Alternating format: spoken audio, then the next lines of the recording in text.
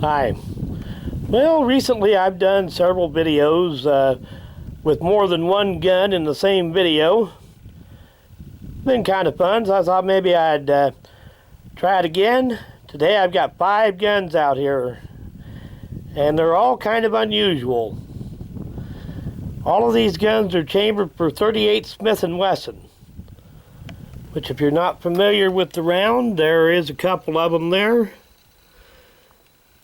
It's a short version of the .38 Special and a little bit bigger in diameter than a .38 Special brass.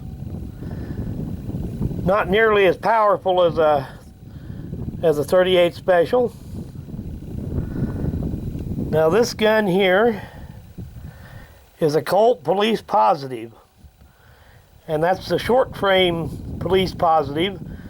The Police Positive Special had a longer frame that would accommodate bigger calibers like .38 Special and .32-20. This is one of the short versions, chambered in .38 Smith & Wesson, or Colt called it .38 New Police, which is essentially the same thing except they used a different shaped bullet. And then we've got a Smith & Wesson Victory model, which is basically your normal Smith & Wesson military police, but with a military phosphate finish and chambered in the .38 Smith & Wesson. These mostly went overseas to the British. The Brits called .38 Smith & Wesson, they called it .38-200. Which is just the same cartridge, except they loaded it with a heavier bullet. Then we've got another British gun here. This is a Webley Mark IV. And then we've got its cousin, an Enfield revolver, an Enfield No. 2 revolver. Now both of those are top break guns. Well, the Smith & Wesson and the Colt are swing-out cylinder guns, hand ejector type. Then this last one here is a Harrington and Richardson, and they called this one the Double Action American. I don't know how well that's showing up there. And these are probably, that was probably from the 1920s or 30s. And generally you see these with a short barrel. This one does have a 4-inch barrel, which is kind of unusual. And these little guns were kind of prone to wear, so it's very common to find these where the action and timing are kind of screwed up on them. But this one here is in good shape, locks up good. It's a 5-shot gun, while the rest of them are 6-shot. But anyway, I'll load all of these up and we're going to shoot all of them today. Now, it occurs to me that some of you might not be familiar with top break guns. They're not very common anymore. So I thought you might like to see how it's loaded. Now this Webley had a lever right here. Push it back, that disengages the top of the frame, and you simply break it open. Has an automatic ejector. Once it's open, just drop your live rounds in it and then close it up again.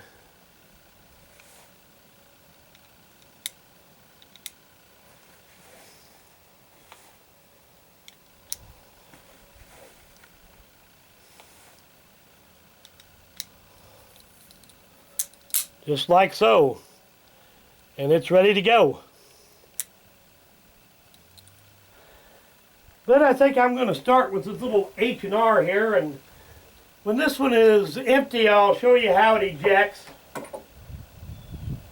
The Enfield works just like it, except that it's a double action only revolver, while the Webley is single action or double action.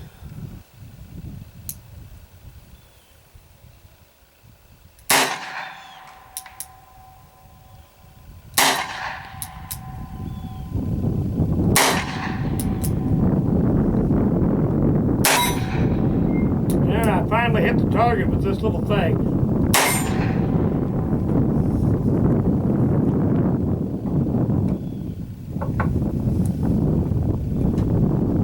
Now this Webley, like I said, it's single action or double action.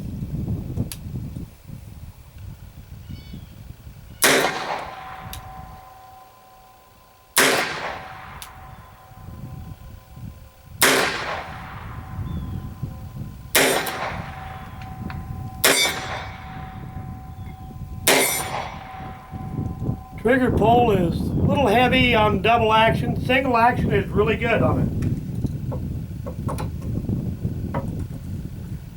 Now on the other hand, this Enfield,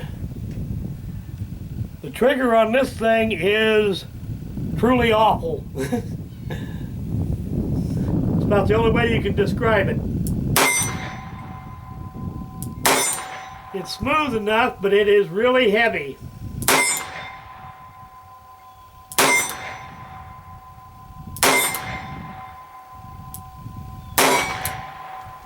I'll bet that trigger is well over 20 pounds.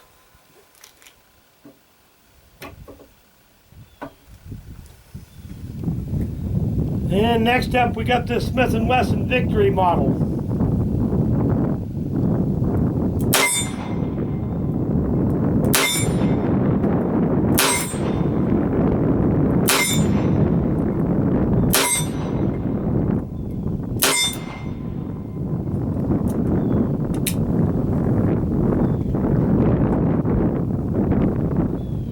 And we got the little Colt.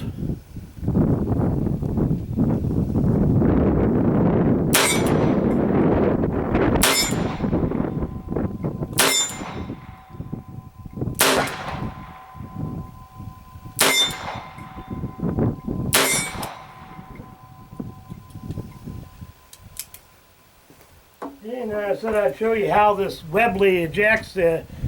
Enfield ejects exactly the same way. Push down on your lever, break it open, and it just kicks the shells right out of it. You're ready to go for another, load it up and go for another round. Well, guns chambered in .38 Smith & Wesson used to be extremely popular. Back in the late 1800s, early 1900s. Later on, it was pretty much displaced by the .38 Special and the other calibers. But, say like H&R, Harrington and Richardson, they made this gun clear up into the, get some more light here, clear up into the 1980s, 1990s.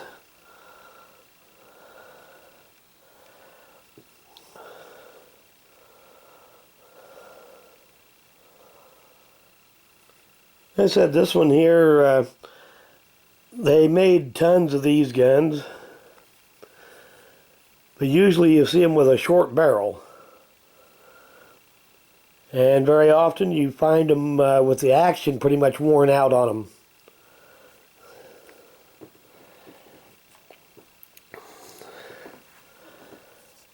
Now Colt made these in .38 Smith & Wesson, but well, they called it .38 New Police.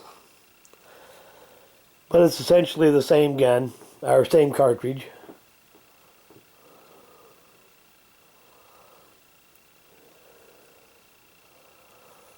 These markings all show up.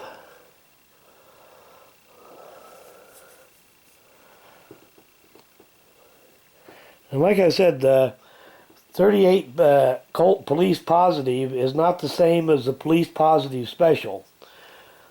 The Police Positive has a shorter frame, smaller cylinder.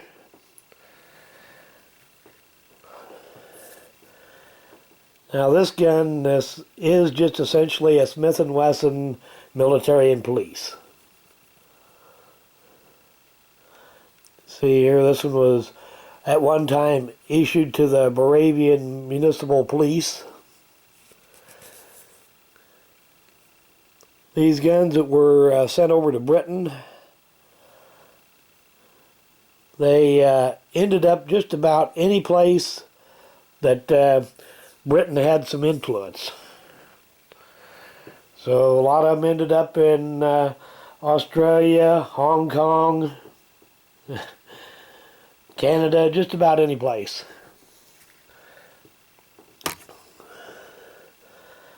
Now this old Enfield, it doesn't shoot bad, but that trigger pull is really, really heavy.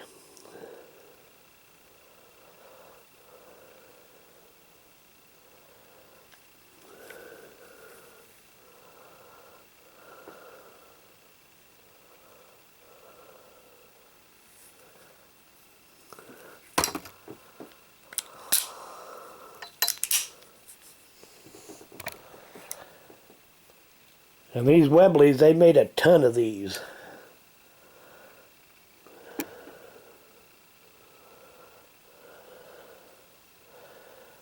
They made big ones and small ones and all different calibers.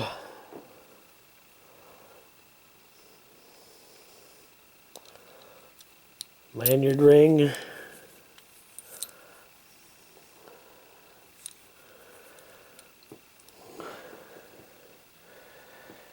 And actually, I think the British still had these old revolvers like that in service probably clear up till the 1970s or so.